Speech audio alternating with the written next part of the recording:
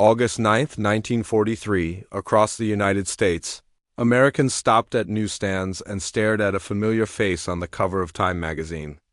The headline praised him as one of the U.S. Army's most promising combat commanders, a general whose reputation had been forged in the deserts of North Africa and the mountains of Sicily. To the public, he was a symbol of victory, confidence, and American momentum in World War II. But the headline told only half the story. By the time that issue of Time reached store shelves, the man on the cover had already been relieved of command. His bags were packed, his orders were written, and his career, at least in the eyes of the U.S. Army, was finished. His name was Terry de la Mesa Allen, just 48 hours earlier. Allen had been fired by his superior, General Omar Bradley. The official reason was discipline. His soldiers didn't salute properly. Their uniforms were dirty. His division ignored the rituals of military life that senior commanders believed were essential to order and control. Yet this was the same general whose men had just won one of the bloodiest battles of the Sicilian campaign. The same commander whose division had stopped German armored counterattacks that threatened to push the Allied invasion back into the sea. And the same leader, many officers privately admitted, was one of the best battlefield generals in the American Army. As Allen sailed home in disgrace, the American public celebrated him as a hero, completely unaware that the Army had already decided he was a liability. This is the story of the general the Army rejected. The commander and his soldiers would follow anywhere. And the decision that nearly cost the Allies one of the most effective combat leaders of the Second World War. Terry de la Mesa Allen was never supposed to succeed. The U.S. Army of the early 20th century valued polish, pedigree, and perfect conformity. Allen had none of those things. He failed out of West Point not once but twice.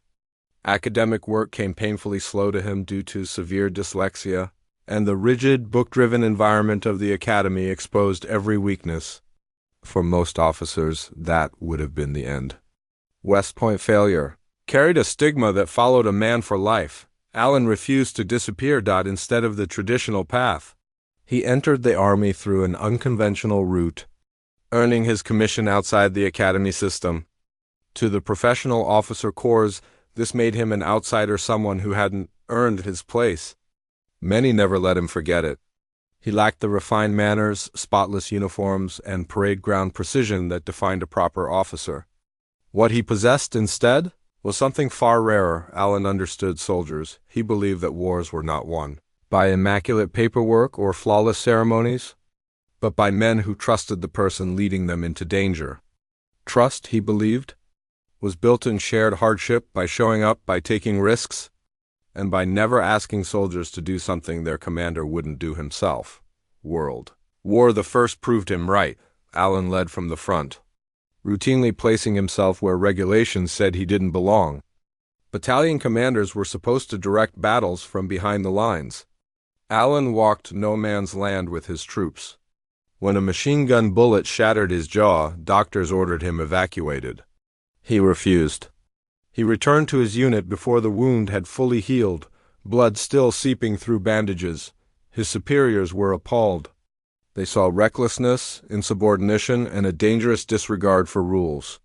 His soldiers saw something else entirely, a leader who would share their fear, their pain, and their risk. They followed him without hesitation.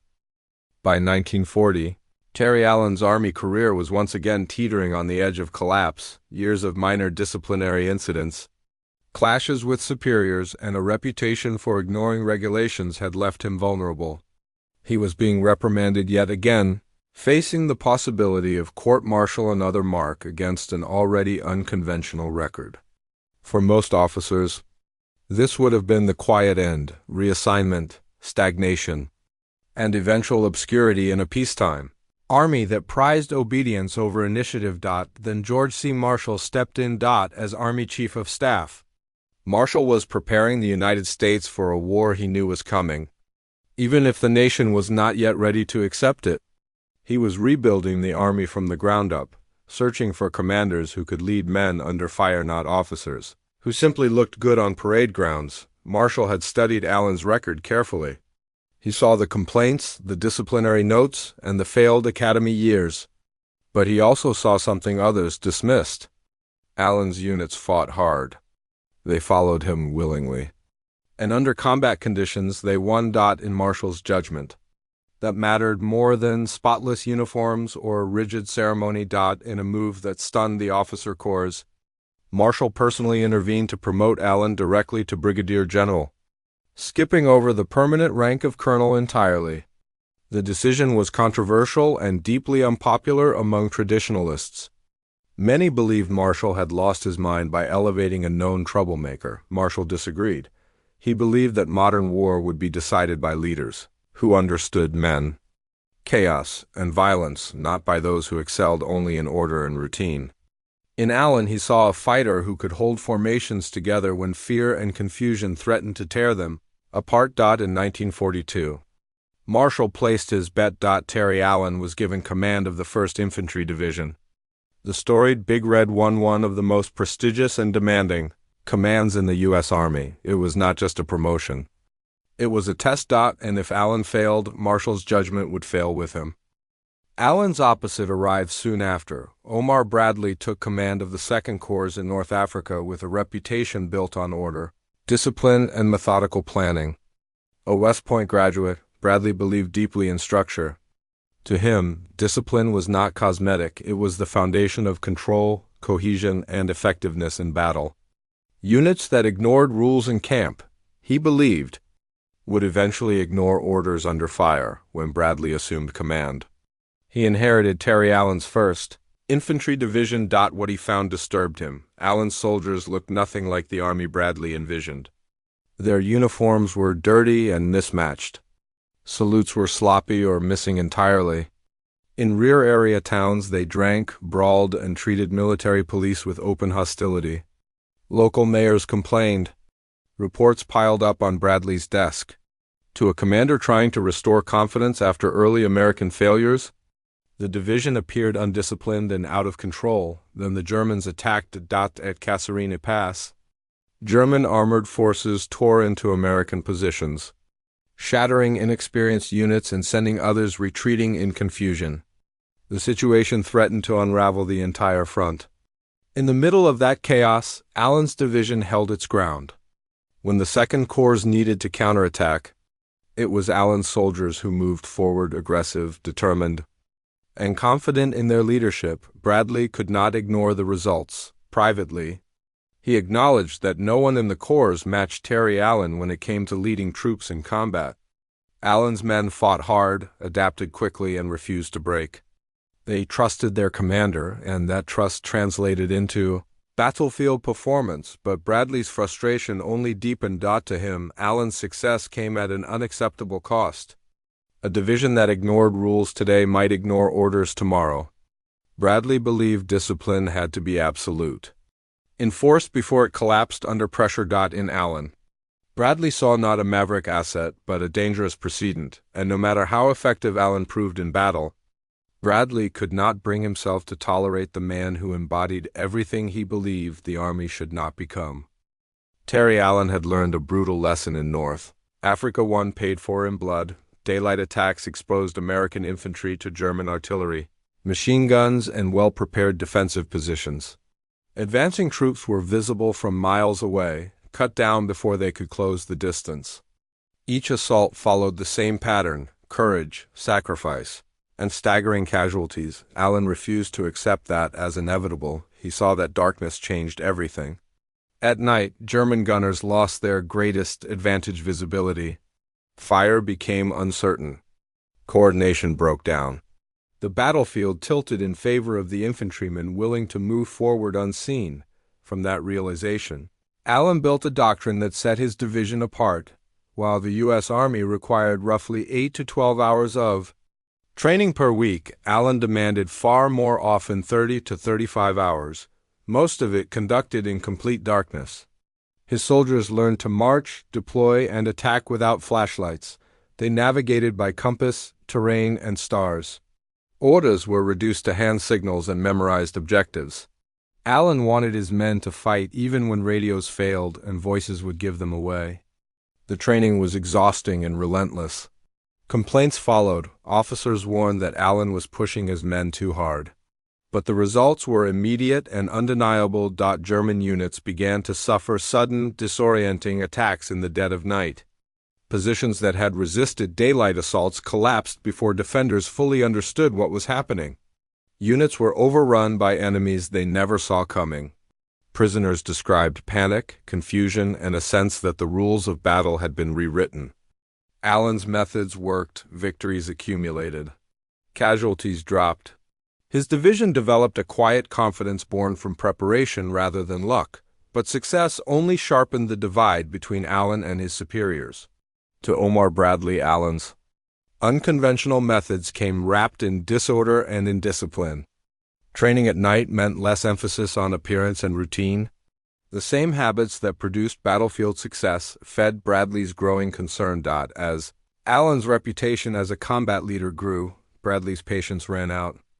In July 1943, Terry Allen's 1st Infantry Division spearheaded the Allied landing at Gela on the southern coast of Sicily. It was one of the most dangerous assignments of the invasion. The beaches were exposed, the terrain favored defenders, and German commanders understood that if the Americans could be pushed back into the sea in the first hours, the entire operation might collapse. That was exactly what the Germans tried to do. Within hours of the landing, German armored units counterattacked in force, driving toward the beaches with tanks and mechanized infantry. The situation was desperate. American units were still disorganized, unloading equipment under fire, and struggling to establish firm defensive lines. Allen's division held, despite exhaustion, confusion, and mounting casualties. His soldiers stopped the armored thrust before it could reach the shoreline. The invasion survived because the line did not break. Later, even Omar Bradley, no admirer of Allen, admitted that few, if any, other American divisions could have repelled the attack in time. Allen was not content with holding ground. He pushed inland aggressively, driving his men through difficult terrain and relentless resistance. The campaign culminated at Troina, a heavily defended mountain town that became one of the bloodiest battles of the entire Sicilian operation. For days, Allen's division fought through brutal conditions, suffering heavy losses but refusing to yield. On August 6, 1943, Troina finally fell. It should have been Allen's crowning achievement. Instead, the following day, Allen was summoned to headquarters and relieved of command. The official explanation cited discipline problems, poor saluting, disorderly conduct, and a failure to conform to Army standards. Unofficially, the reason was simpler. Terry Allen did not fit the system. He had won battles, but he had challenged authority, ignored convention, and proven impossible to control. In an army trying to impose order on a rapidly expanding force that made him expendable, victory had saved the invasion, but it could not save his command. 2 months after Terry Allen was relieved of command in Sicily, George C. Marshall intervened once again. To most senior officers, Allen's career was finished. Being removed from a frontline division during wartime was usually a professional death sentence. The message was clear: the Army no longer trusted him. But Marshall saw the situation differently. He had not forgotten the results Allen had delivered under fire, nor the loyalty he inspired among his soldiers. In October 1943, Marshall gave Allen command of the 104th Infantry Division, the TIMBERWOVES. It was not a prestigious assignment. The division was composed almost entirely of raw recruits and recent draftees. Few had fired a weapon in combat. None had experienced battle. To many, the posting looked like a consolation prize, a quiet corner where a controversial general could do no further damage. Allen saw an opportunity. He rebuilt the Timberwolves in his own image from the ground up. Training was immediate, intense, and unforgiving. Once again, night became the division's defining weapon. While other units trained primarily in daylight, Allen's soldiers lived in darkness. They learned to move silently, coordinate without words, and attack with precision when visibility disappeared. Discipline, once criticized, was now relentless but purposeful. Allen demanded everything from his men, not for appearances, but for survival. Every night exercise, every exhausted march, was designed to prepare them for the chaos of real combat. By late 1944, the Timberwolves were ready. When they entered combat in Europe, they shocked both allies and enemies. German defensive positions that had stalled other divisions collapsed under sudden nighttime assaults. Town after town fell into darkness. Prisoners spoke of an enemy that appeared without warning and vanished before resistance could form. The 104th earned a new name, the Night Fighters, and Terry Allen, the general the army had cast aside, was back where he belonged, winning battles. The Timberwolves advanced with relentless momentum. From the forests of western Germany, they smashed through the Siegfried Line, breaching concrete bunkers, dragon's teeth, and interlocking fields of fire that had stalled other Allied divisions.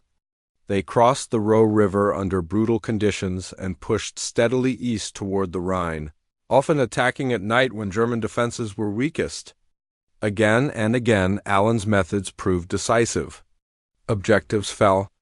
Counterattacks failed. The Timberwolves did not give ground. Then, in April 1945, the division reached Nordhausen. What they found there stopped them cold. The Timberwolves had endured artillery barrages, ambush, and months of grinding combat. They had seen death in every form the battlefield could offer. But nothing had prepared them for the sight of a concentration camp. Thousands of bodies lay where they had fallen unburied, skeletal, discarded. Survivors, emaciated and barely alive, stared at their liberators with hollow eyes. Many could not stand. Some could barely comprehend that the nightmare had ended. Seasoned sergeants, who had endured shellfire without flinching, broke down. Hardened officers stood silent, unable to process what they were seeing. This was not the darkness of a battlefield at night. It was something deeper, calculated. Cruelty that left even veterans shaken. The Timberwolves evacuated survivors and forced local civilians to confront what had been done in their name. Then they moved on, carrying the weight of what they had witnessed. Weeks later, Allen's division reached the Elbe River, where they linked up with advancing Soviet forces. The war in Europe was effectively over. Terry Allen, the general dismissed for being undisciplined, for not fitting the system, had led one of the most effective divisions of the Second World War. His methods had been questioned. His career nearly ended. History delivered its verdict differently. History often remembers the rules. Who to? Rewind remembers the men who broke them and changed the war. If you want more stories that go beyond medals and myths, subscribe to WW2 Rewind, because history makes more sense when you rewind it.